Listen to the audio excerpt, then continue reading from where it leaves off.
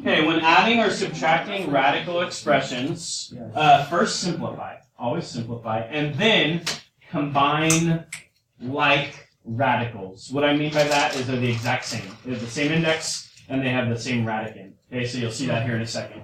So currently, this is like having 4x plus 2x, right? Yeah. Can you see how these are the exact same radicals? So the cube root of 3, it's like having 4 watermelons and then getting 2 more watermelons. How many do we have? 6. We have 6. So 6 cube root of 3. If they're the exact same, that means they're the same root and they have the same number underneath the root, then you can add them together. But what about the 7? Yeah, You have to subtract it. That's like double wrong because it's a square root, not a cube root, and it's a 7, not a 3. So we cannot combine that. That's kind of like a y. Can we combine x's and y's? No. No, so we're just going to subtract the square root of 7, and we can't do anything with it because it's not a cube root. You can't add a square root plus a cube root and combine them together. They're not like terms. Okay, what about number 2? Oh.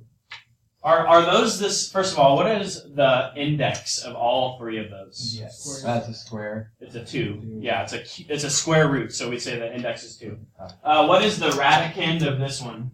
5. What's the radicand of this 45. one? 45. What's the radicand of this one? 125. They're all different. So we cannot currently add, even though they're all square roots, the radicands don't match. They have to be the exact same, like on number 1. So, do we have any ideas? GCF. There's no GCF. Jace? Find this largest square. Find the largest square to go into. Good. So either do power charts or dates to prom. So I'm gonna do. So I was telling you about. I'm gonna do a lot of the power chart method today. I'm not gonna do like a million dates to prom all over the board. So I expect that you understand what I'm doing. That's why we've kind of been teaching it. So you definitely need your powers chart. So I'm going to start with 5 square root of 5. Now these are all square roots. So which column should you be looking in? The square column. Okay. Now what is the largest perfect square that divides out of 45? 25. So kind of like Ms. Torres said last class, start at the bottom. So what is the closest number to 45? 36. 36. 45. So does 45 divide by 36? No. So go up 1. What about 16? Yeah. Well, no. You went up 2. Sorry, 32 doesn't. 16. What's the next one? 9. 9. That's good. 9 is it. So 9. So look, I'm going to put minus. But I'm going to separate the square root of 45 into 2 separate square roots. And we just said 9 was the perfect square, right? Yeah. 9 times what is 45? 5. So the other one's a 5. Nice.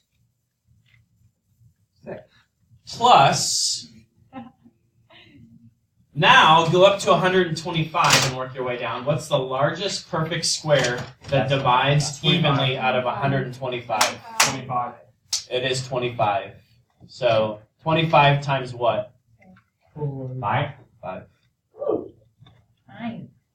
Now you might see, what do you notice about all the leftovers? They're all square roots of 5. So now we just need to simplify the things that were perfect squares. So 5 square root of 5 minus, we purposefully chose a perfect square, right? What's the square root of 9? Something. 3 square root of 5 plus square root of 25 is 5 square root of 5.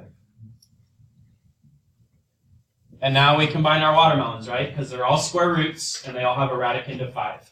So 5 of something minus 3 of something plus 5 of something. So our final answer is 7 of that something that they all had in common. So sometimes they don't all look the same right off the bat, but you have to simplify. And then you realize, oh, they were all square roots of 5 when I simplified them. Now you can do dates to prom, but can you see how big of a pain in the but that all these dates to prom all over your entire page are going to be. So it's really good to practice these perfect squares and know, just when you look at 45, you should think 9. You know that 45 divides by the perfect square 9. When you see 100, what should you think? 10. Sorry. Yeah, it's the square root of 10. But let's say you have 200. Yeah. We know that 200 divides by 100. Yeah. And what's the square root of 100? 10. So you should start memorizing these perfect squares. Okay, next one. Obviously 2 fourth root of 2 is not going to simplify. Minus 3 times, now I'm going to break this into 2 separate fourth roots. Yes. The first one we want to be the largest perfect fourth that divides out of 162. So which column are we looking in for this problem? Yeah, these are fourth roots. So look in the fourth column, and it's going to be one of the top 3 or 3, right? Fourths get really big really fast, so you don't have many to choose from. What's the largest of those numbers that divides out of 162? 81. Yeah, it's 81. So 81 divided by 162, what's our leftover? 2. 2. Yeah, man. So just like 81 times 2 is 162, the fourth root of 81 times the fourth root of 2 is the fourth root of 182. So now we just simplify 2 fourth root of 2 minus, now we purposefully chose a perfect fourth so that it turns into a nice pretty number. What is the fourth root of 81? 3. It's just 3. So this ends up being 3 times 3 times the fourth root of 2. There was already a 3 in front. Right, there was a 3 to begin with, and then our fourth root of 81 also turned into a 3. Nice. So what is 3 times 3? 9. So we have 2 fourth root of 2 minus 9 fourth roots of 2. 7. Now they both have the exact same index and the exact same radicand, so we can combine them. So 2 of something minus 9 of something is how many of something? Negative 7 of something, which in this case is the fourth root of 2. That's not your answer. It is. It's not. Yep. You put it on the one. That's not a negative exponent. That's negative exponents, not negative whole or negative integers. Good thought, though. All right, this is just a review, something I've already taught you. What's the index of number 4? Yes. Write this down. Index is 7. Remember, the index is the type of root. Then the radicand is 512.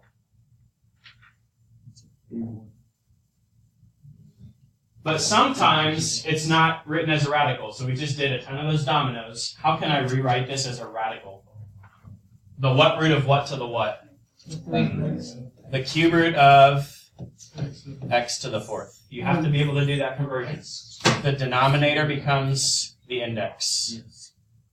No. So now it's very easy to see what is the index, 3, and what is underneath the cube root, x to the fourth. So the radicand is actually x to the fourth.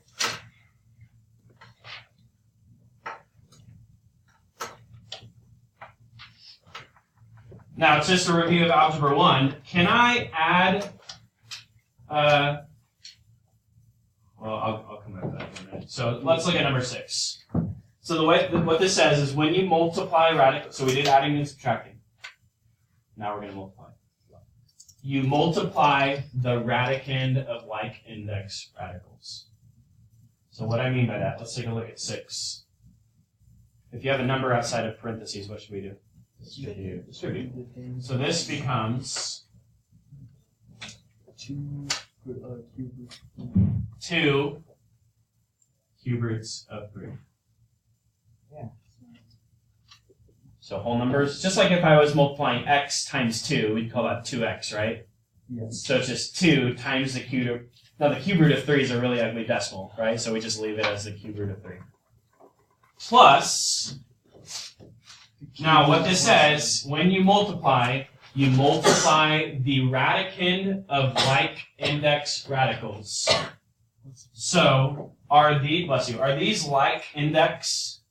Yes. Yeah, they both have an index of 3. So it's going to stay the same. But then you multiply the radicands underneath. So what is 3 times 9? 27.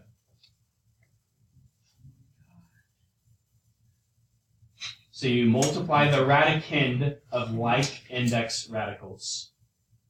So what is the square root of 3 times the square root of 7? The square root. The square root of 21. The root stays the same and you multiply the radicands. Okay? Now, this is not our best answer. No, it's not. Why not? Because you can simplify the cube root of 27. Yeah, this is on your powers chart. What is the cube root of 27? It's just 3.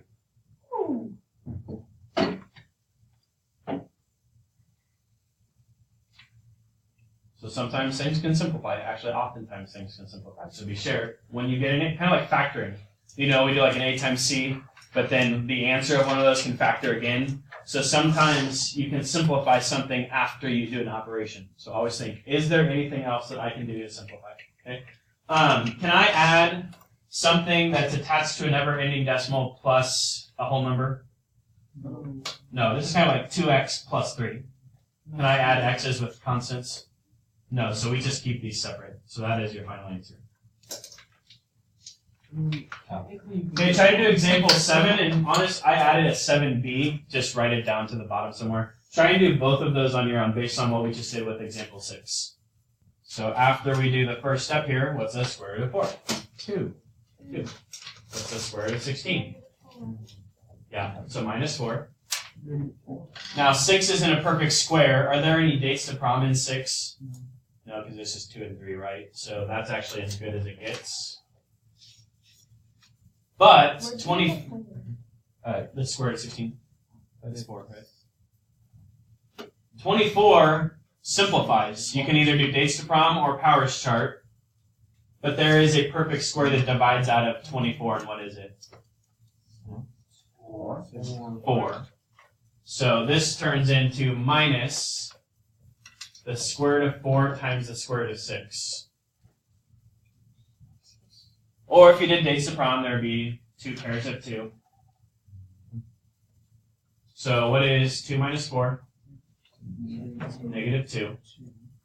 Plus the square root of 6 minus 2 the square root of 6. And can we combine those now? Yeah. Yeah, they're both square roots of 6. So we go negative 2. If I have 1 of something and then I subtract 2 of the same thing, how many of those do I have? Negative 1 square root of x. So our final answer would be negative 2 minus 1 square root of x. 6. Yeah. And lastly, number 7b I added. This has a special name. We haven't used it in a while. But what is it called when they're the exact same but the sign's different? Conjugate. Good. Conjugates. Conjugates. And we used conjugates earlier this year to cancel out i's. Remember doing that? Yes. Complex numbers. We can do the same thing with square roots. So let's see what happens when we multiply conjugate radicals. So what is 2 times 2? 4. What is 2 times negative square root of 3? Negative 2 square root of 3. Numbers in front stay in front. Numbers inside stay inside. Plus 2 square root of 3. Plus 2 square roots of 3 minus the square root of 3 times 3 is 9. So if you remember, this always happens. What happens with the middle 2 terms when we multiply conjugates? Cancel. They cancel. So now I'm left with 4 minus, which is 3? 1. Nice.